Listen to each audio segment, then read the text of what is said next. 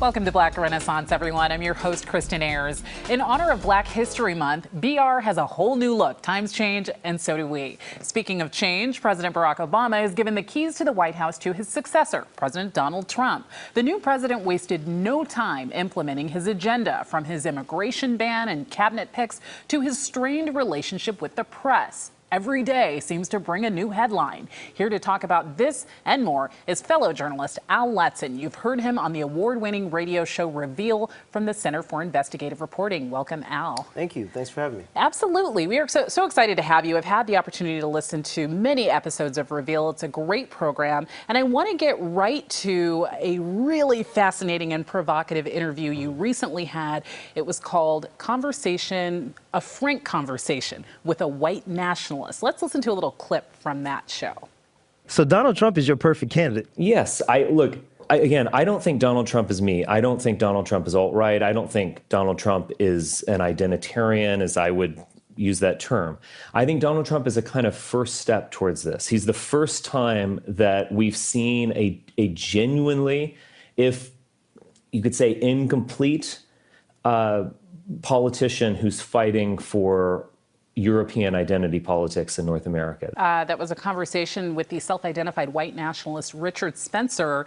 Tell me what it was like sitting down with him and listening to him talk about that ideology. Yeah, I mean, you know, the magic of radio is that we weren't in the same studio together. Like, he was in D.C. and I was here in the Bay. And I think that actually worked in my benefit, because I don't think he realized I was black when we started talking to each other. Yeah, I don't think he knew at all. I think he had talked to some other producers of mine who are white. He'd been interviewed by them. And then after Donald Trump won the election, we realized that we wanted to get more with this guy. And so I don't think he had any idea who I was.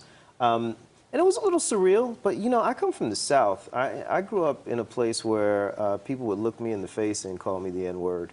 And I woke up one morning and someone had spray painted no fat blank and no N-words.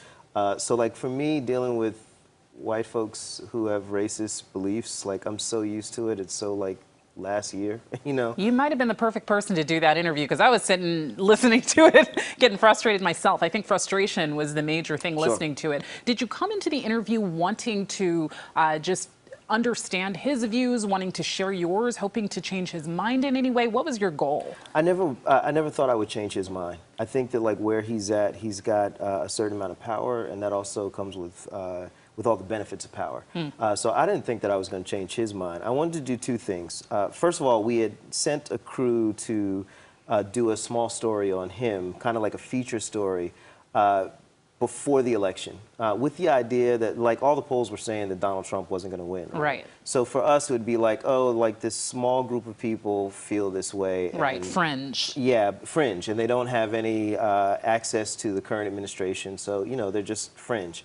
But then after Donald Trump won and he appointed Steve Bannon as his chief strategist. Steve Bannon, the editor of Breitbart, and famously, you know, called Breitbart the platform for the alt-right. Exactly. So then, like, this Richard Spencer guy has a direct line, if not, like, if he can't call somebody up, his way of thinking is in direct alignment with people that are talking to the president. So then, like, doing a feature story didn't feel right. It felt like, you know, we needed to push him and really, like, expose his you know, I think that his ideology, what he's doing is he's wrapping up an old ideology in this really pretty wrapping paper, but when you pull it off, it's, like, really ugly underneath. Right. And so what my job going in was to pull all that pretty shine off of it and really expose exactly what he believed. I could literally talk to you about this for hours. It is so fascinating, but I think people should just go ahead and check out the podcast on Reveal. Now, you are not just a radio journalist. You are also an actor. You are in theater. Tell me about the show that you're doing at the Marsh. Sure. So at the Marsh currently on Fridays at 7:30 and Fridays at 8 and Saturdays at 8:30. I do a show called Summer in Sanctuary.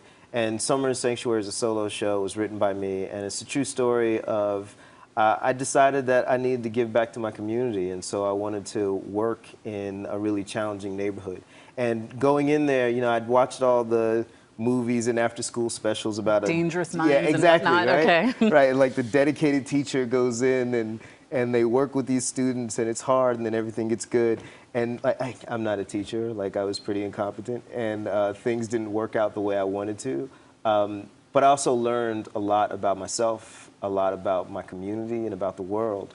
And you know, I don't think that I did what I set out to do, but I did something that was even better. But well, you turned it into art, so now we got to go check out the art. Exactly. Thank you so much for joining us. This conversation went way too fast, Al Letson, but if you want to hear more from him, you can hear him on The Reveal every week on NPR, on radio stations across the country. Coming up next, world-renowned artist Elizabeth Sunday is giving up on trying to make ends meet in the Bay Area, and America for that matter. Find out why when BR comes back in just a moment. That went way too fast.